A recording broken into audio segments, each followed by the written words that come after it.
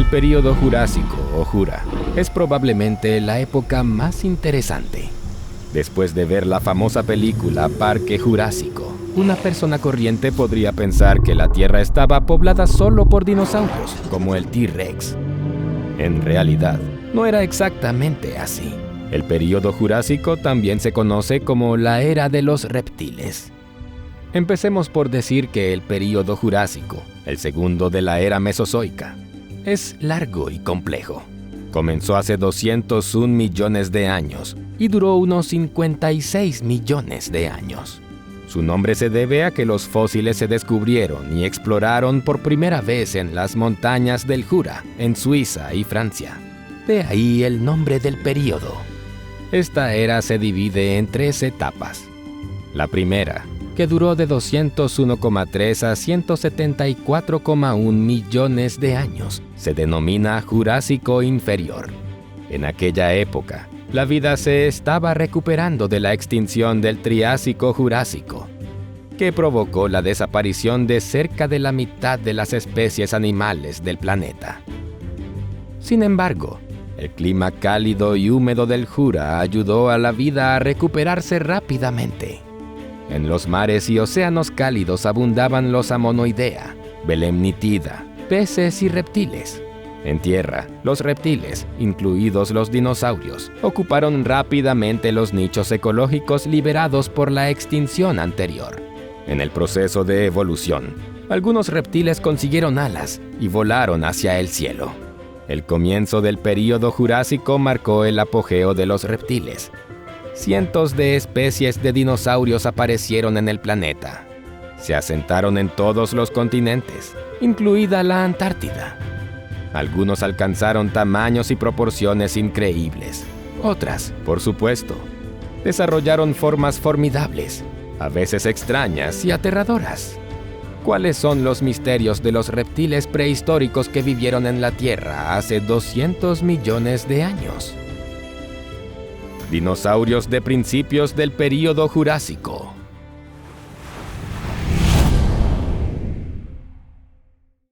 En aquella época, los continentes de la Tierra estaban en proceso de formación. El supercontinente único de Pangea comenzó a dividirse en bloques continentales separados. Mares poco profundos llenaron los huecos. Los continentes empezaron a adoptar la forma moderna. Las bahías se profundizaron y separaron África y Australia. El abismo entre África y América también se hizo más profundo. En Eurasia se formaron las depresiones alemana, anglo-parisina y de Siberia occidental. El mar Ártico inundó la costa norte de la Eurasia. En Norteamérica se formaron las montañas rocosas y los Andes. Numerosas erupciones volcánicas acompañaron la división de las placas tectónicas y la remodelación de los continentes. Las erupciones volcánicas liberaron enormes cantidades de dióxido de carbono a la atmósfera e intensificaron el efecto invernadero. El clima del Jurásico era en general más cálido que el actual, en unos 5 a 10 grados centígrados. Y el contenido de dióxido de carbono en la atmósfera era 4 veces mayor. Las lluvias eran más frecuentes y abundantes que en el Triásico. La mayor parte de la Tierra tenía un clima tropical y subtropical húmedo. Enormes extensiones estaban cubiertas de exuberante vegetación, principalmente selvas y bosques, compuestos sobre todo por helechos semilleros y plantas leñosas sin flores.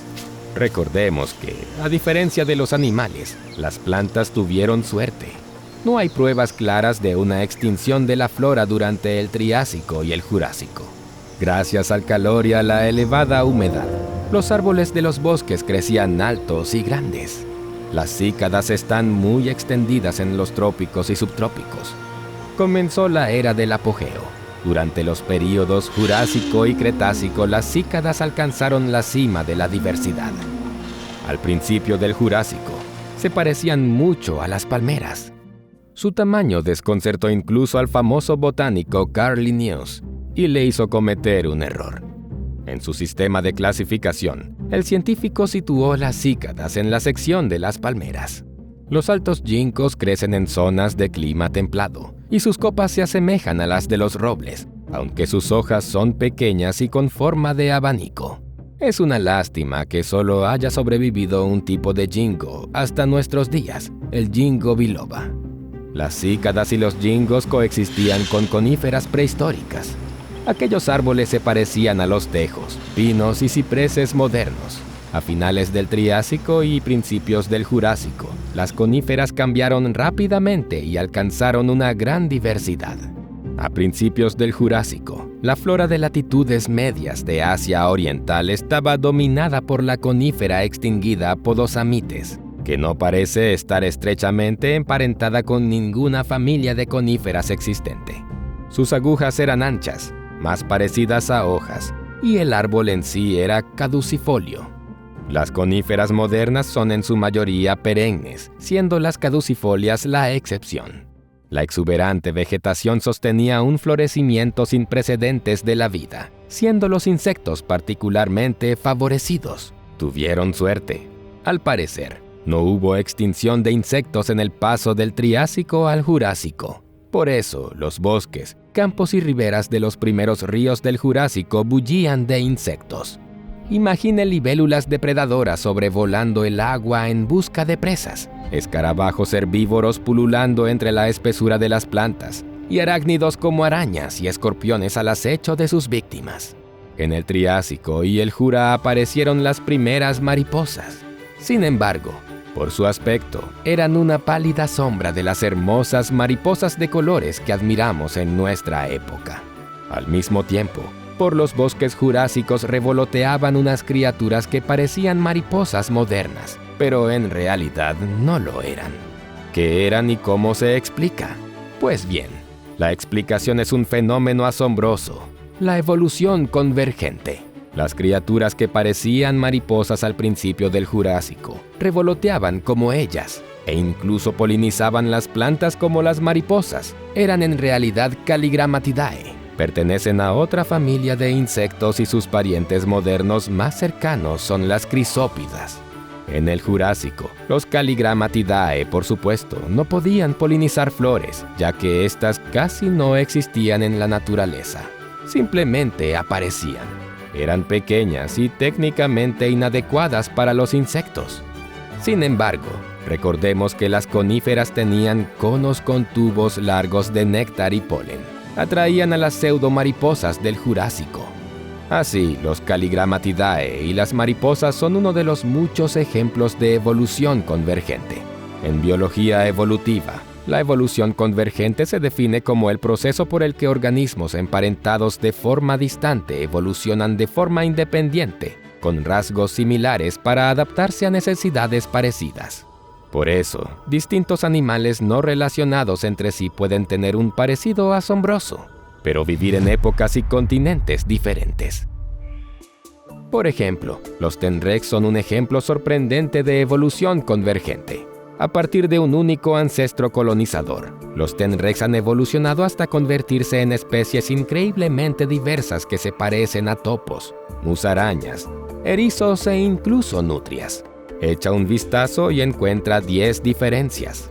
No es tarea fácil, porque los tenrecs y los erizos son parecidos, como hermanos. De hecho, pertenecen a ramas muy distantes del árbol genético. Se puede decir que el tenrec tiene más en común biológicamente con un elefante que con un erizo. Si se profundiza, resulta que, efectivamente, solo tienen un parecido externo. Hablando de nuestras pseudomariposas del Jurásico, podemos decir que eran sorprendentemente parecidas a los lepidópteros reales. Alas anchas, escamas, alimentación, camuflaje, todo es como el de los lepidópteros, pero se trata de especies completamente diferentes. Numerosos ejemplos de evolución convergente nos permiten concluir que la evolución toma el camino más corto y óptimo. Y esto significa que en algún fantástico exoplaneta con condiciones similares a las de la Tierra, tal vez habríamos encontrado formas de vida extrañas, pero bastante reconocibles. En aquella época, los anfibios estaban cediendo el paso a los reptiles. Muchas especies se extinguieron y solamente sobrevivieron las salamandras, las ranas primitivas y las cecilias, anfibios sin patas parecidos a gusanos. Entre las especies de gran tamaño aún quedaban algunos braquiópodos, que a menudo alcanzaban los 3 metros de longitud. El ejemplar que ostenta el récord se encontró en Lesoto, África. Según sus restos fósiles, los científicos estimaron su tamaño en unos 7 metros. A lo largo de la historia, solo los Prionosuchus eran anfibios de mayor tamaño, pero vivieron y se extinguieron en el período pérmico. Los braquiópodos tenían el cuerpo plano y la cabeza espatulada. La boca escondía dientes afilados como cuchillas, con los que los depredadores podían despedazar instantáneamente a la víctima. A pesar de su proliferación, más tarde su número disminuyó, pero el número de reptiles creció rápidamente. Antes de que los dinosaurios se separaran en un solo grupo, la diversidad general de reptiles creció en número y especies a un ritmo impresionante. Poco a poco fueron dominando el agua, la tierra y el aire. En los cálidos mares tropicales del Jura vivían auténticos monstruos, a menudo aterradores, pero no por ello menos asombrosos y bellos a su manera. A duras penas superaron el cuello de botella de la extinción del Triásico-Jurásico y empezaron a fortalecerse gradualmente a principios del Jura. Uno de los más notables es el ictiosaurio. Existían muchos tipos diferentes y, por término medio, eran bastante grandes, de 2 a 4 metros. Pero debido al entorno favorable, a medida que avanzaba la evolución, las especies individuales alcanzaron tamaños enormes. Algunas especies de ictiosaurios tenían un aspecto bastante extraño. El cuerpo es exactamente igual a la de un tiburón, pero la cabeza de un cocodrilo gavial con un hocico largo y estrecho. Podría calificarse de broma pesada de la naturaleza, como un ornitorrinco moderno. Curiosamente, los ictiosaurios tenían ojos muy grandes protegidos por un anillo óseo. Según los paleontólogos, esto ayudaba en la caza nocturna. También era ideal para bucear, ya que los ojos grandes ayudaban a ver al menos algo. Con ojos de 25 centímetros de diámetro, el Temnodontosaurus aún podía ver a profundidades de hasta 1600 metros. A 600 metros de profundidad, los ojos humanos eran incapaces de ver salvo en completa oscuridad. Se sabe que a una profundidad de 800 a 950 metros la intensidad de la luz es aproximadamente el 1% de la iluminación del mediodía en la superficie. Es interesante saber que los ictiosaurios eran vivíparos y de sangre caliente. Puede parecer contradictorio, ya que estamos acostumbrados a que los reptiles, cocodrilos, serpientes, pongan huevos. Para poner huevos, los reptiles necesitan tierra. Incluso las tortugas marinas llegan a tierra para desovar. En cuanto a los ictiosaurios, respiraban aire y su elemento nativo era el agua. Cuando a los reptiles les salieron alas, en el Triásico, apareció el pterosaurio. A principios del Jura, aún se estaban recuperando de la extinción masiva de especies, y la familia Rhamphorhynchidae era más o menos notable. Se alimentaban principalmente de peces. Los reptiles alcanzaron una gran diversidad en tierra firme. Las tortugas prehistóricas, en general, eran similares a las modernas. La tierra estaba dominada, por supuesto, por los dinosaurios.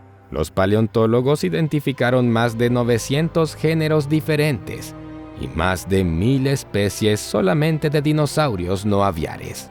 En el Jura primitivo, ocuparon rápidamente los nichos libres tras la extinción. Es un estereotipo que todos los dinosaurios eran enormes. En realidad, tenían tamaños diferentes. Algunos no superaban el tamaño de un pollo, y otros se convertían en monstruos descomunales. La mayoría de los dinosaurios eran carnívoros y cazaban presas. Algunos dinosaurios eran herbívoros. Atravesaban lentamente los bosques, sacudiendo el suelo y mordisqueando toda la vegetación. A principios del Jurásico, hace unos 200 a 190 millones de años, vivían en el territorio del actual Zimbabue unos interesantes dinosaurios, los vulcanodones. Descubierto en 1969 en una pequeña isla del embalse de Kariba, en Zimbabue, fue considerado durante décadas como el primer saurópodo conocido, y sigue siendo uno de los más primitivos que se han descubierto. Vulcanodon herbívoro cuadrúpedo que vivía en el suelo. Ya presentaba la típica estructura corporal de los saurópodos, con patas en forma de columna y cuello y cola largos. Es uno de los primeros dinosaurios hallados en suelo zimbabuense. El nombre latino Vulcanodon significa literalmente diente de volcán. Los fósiles se encontraron en una pequeña arenisca entre dos coladas de lava solidificada. Esto fue suficiente para obtener un nombre específico. Por la naturaleza de la roca en la que se encontraron los fósiles de Vulcanodon, su hábitat, la formación Batoca, era un desierto arenoso y caluroso. No era el lugar más favorable para la vida, pero aún así había islas de vegetación, algunos ríos y oasis aún más raros. La longitud del Vulcanodon alcanzaba los 6,5 metros. La altura era de hasta 2,5 metros. Pesaba hasta 2,5 toneladas. Algunos investigadores son más generosos con las estimaciones y dicen que medían hasta 11 metros de longitud y pesaba hasta 3,5 toneladas. Este dinosaurio herbívoro se desplazaba sobre 4 patas, pero podía levantarse sobre 2, por ejemplo, para comer ranas. El Vulcanodon, con su tamaño relativamente pequeño y su capacidad para moverse con rapidez, podía alimentarse bien incluso en el desierto. Debido a la escasa vegetación, los vulcanodones no eran exigentes con el menú. Y como cualquier otro vegetariano natural de toda la historia de la evolución, el Vulcanodon se convirtió a menudo en alimento de los reptiles depredadores de la época. Ya se recibieron pruebas de ello en el momento del primer descubrimiento de los restos de Vulcanodon. Y todo empezó con un curioso enigma que se convirtió en rompecabezas. El paleontólogo sudafricano Michael Rath descubrió varios dientes cerca de la pelvis de los restos de Vulcanodon. Sin embargo, no se encontraron la cabeza ni el cuello. La forma de los dientes era bastante extraña, más propia de depredadores. Según el científico, el Vulcanodon moribundo podía doblarse en agonía, de modo que la cabeza quedaba a la altura de la pelvis. De ahí los dientes descubiertos. Otro dato a favor de la teoría. A veces se encuentra una pose similar entre los fósiles de dinosaurios, debido a unos dientes tan inusuales en un dinosaurio herbívoro. El investigador lo mencionó en el nombre del género. Si todo se confirma, Vulcanodon se consideraría omnívoro como los osos modernos.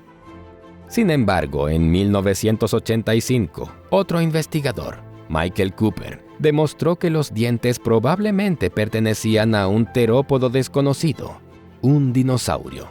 Lo más probable es que el depredador atacara al Vulcanodon, pero no con total éxito, por lo que incluso le rompió un par de dientes.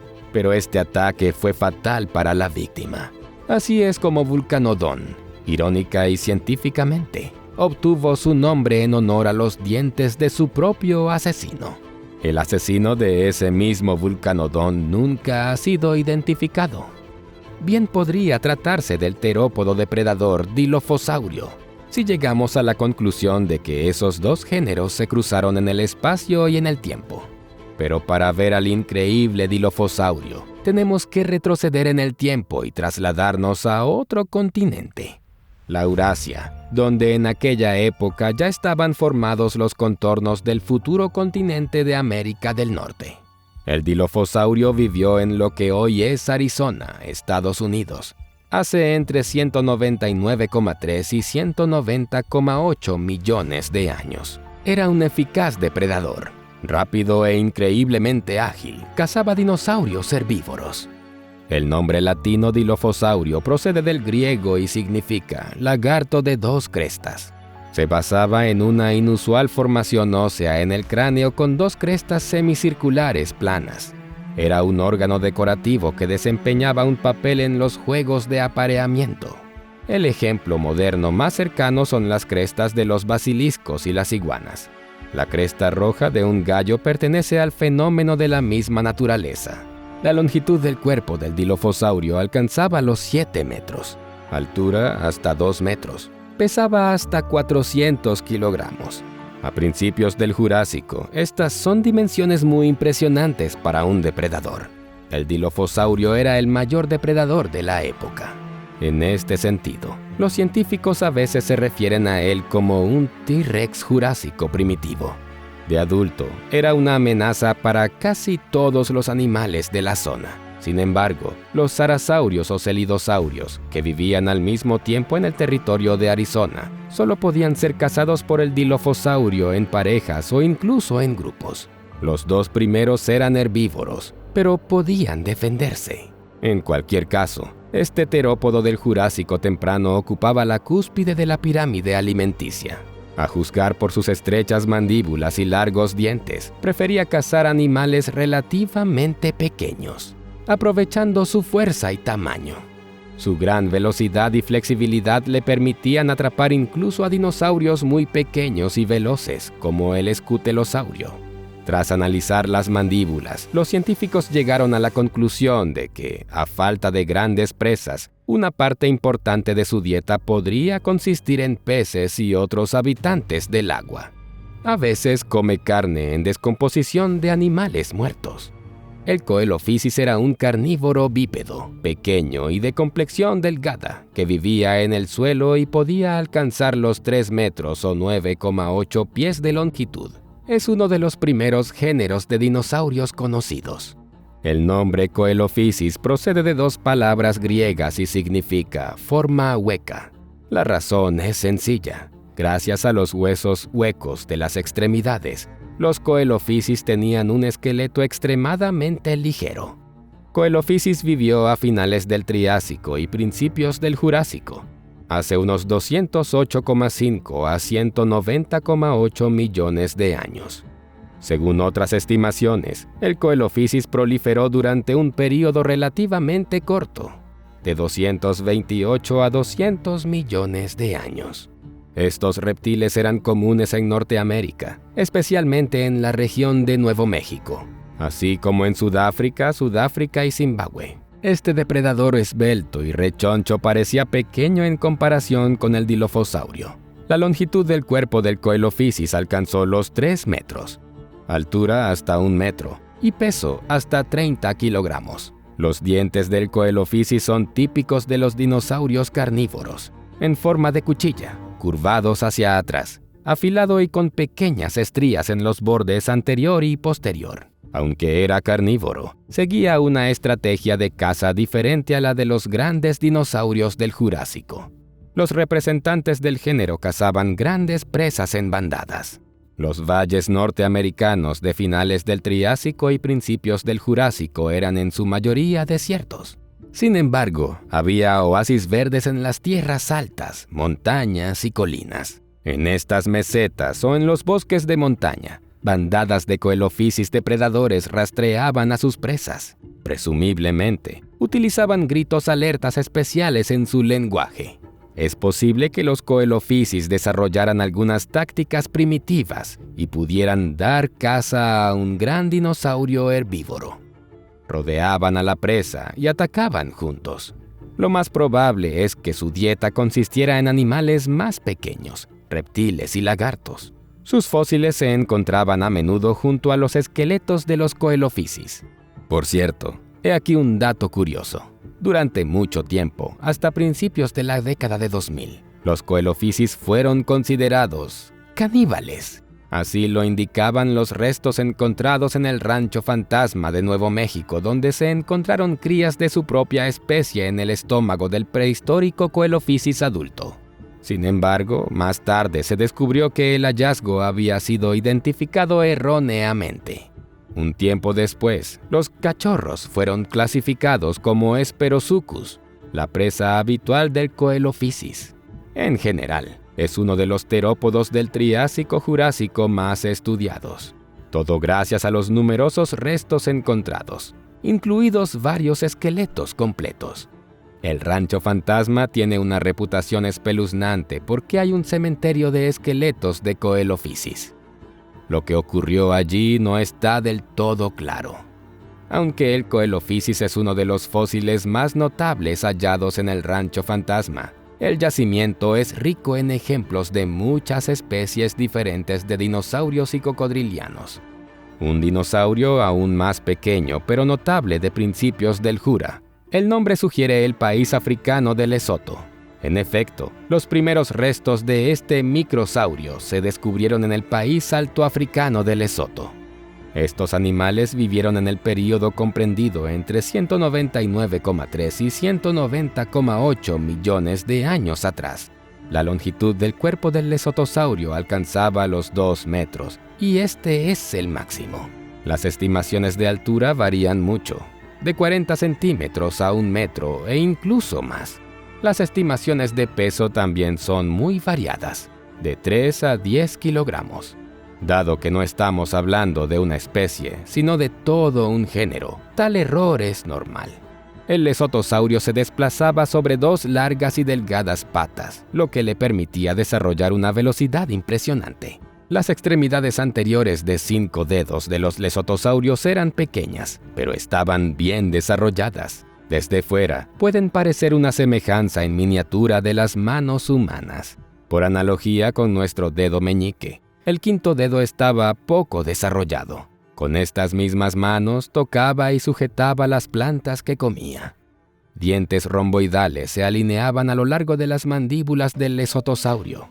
En la parte frontal de la mandíbula superior había 12 dientes, similares a puntas de flecha. Esta estructura ligera no era muy adecuada para triturar alimentos duros, pero sí para cortar tallos u hojas blandas. El cuerpo del lesotosaurio era alargado y ligero, y recordaba un poco al de los arcosaurios, que apenas se sostenían sobre 2 patas. Una cola fina y larga era importante para mantener el equilibrio cuando se desplazaba rápidamente. En general, debido al cráneo corto y al cuerpo alargado, el lesotosaurio recordaba en cierto modo a un lagarto bípedo que decidía levantarse sobre 2 patas y correr. Esto, de hecho, pueden hacerlo algunos reptiles modernos. El lesotosaurio era un animal muy rápido y ágil, y a la menor señal de peligro giraba sus patas. El Coelophysis, de largas patas, podía seguir fácilmente el ritmo del lesotosaurio. Este último no tenía ningún medio de protección, ni garras serias, ni armadura, ni colmillos como el Lycorhinus. ¿Qué es el Lycorhinus? Por último, un dinosaurio muy miniatura, que es difícil llamar un dinosaurio, pero aún así es muy interesante.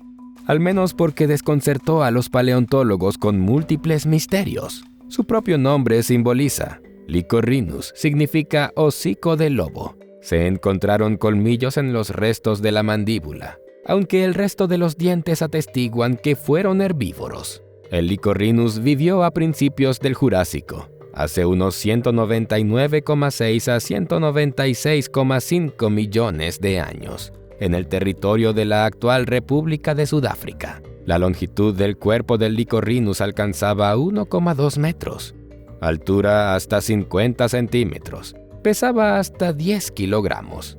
El Lycorhinus se desplazaba sobre 2 extremidades, lo que también es característico de su pariente, el Heterodontosaurio.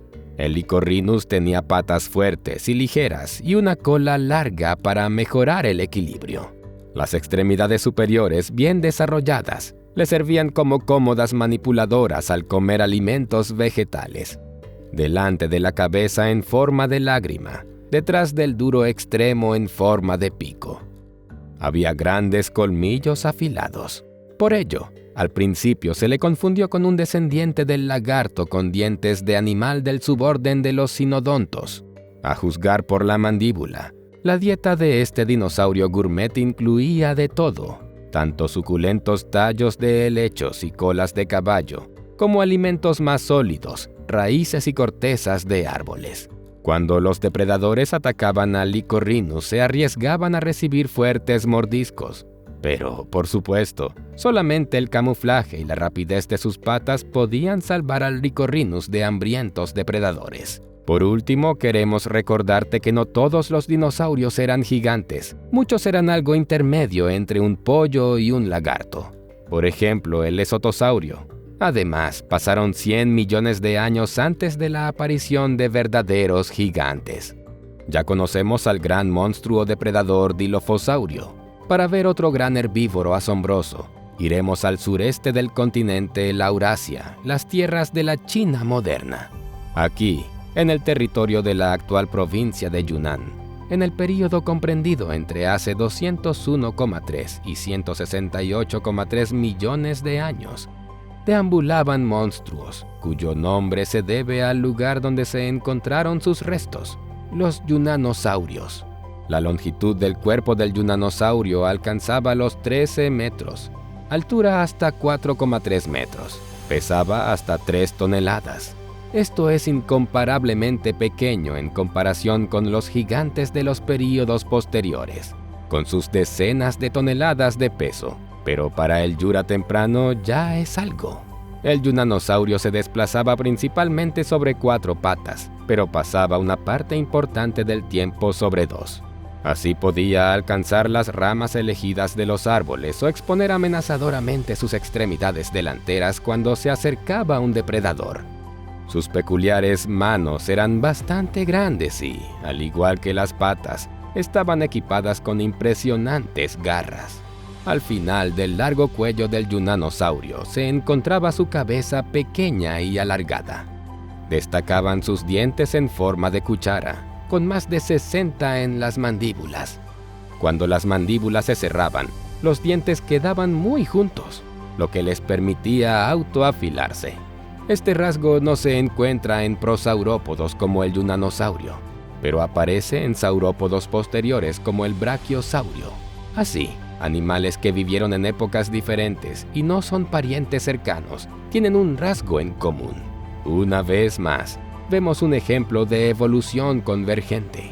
Si los científicos únicamente encontraran los dientes del yunanosaurio, gracias a su forma, podrían clasificarlo erróneamente como saurópodo. Los yunanosaurios herbívoros se desplazaban de un pastizal natural a otro, sin ser especialmente exigentes con su alimentación.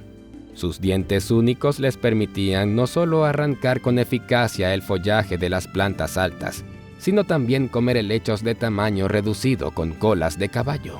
En teoría, los yunanosaurios podían vivir en manadas para defenderse mejor de los depredadores. Algo parecido vemos ahora en las sabanas de África, donde los leones que cazan manadas de búfalos a menudo tienen que huir cuando los herbívoros contraatacan.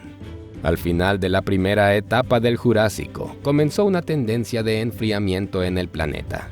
El hielo empezó a cubrir algunas regiones. Sin embargo, el enfriamiento no fue lo suficientemente intenso como para afectar a los mamíferos, que en su mayoría estaban cubiertos de pelo y vivían en madrigueras. No es de extrañar que las bajas temperaturas perjudicaran a los dinosaurios, acostumbrados a vivir en climas cálidos. Como podemos ver en el ejemplo de los Coelophysis, no todas las especies lograron sobrevivir a un clima más frío.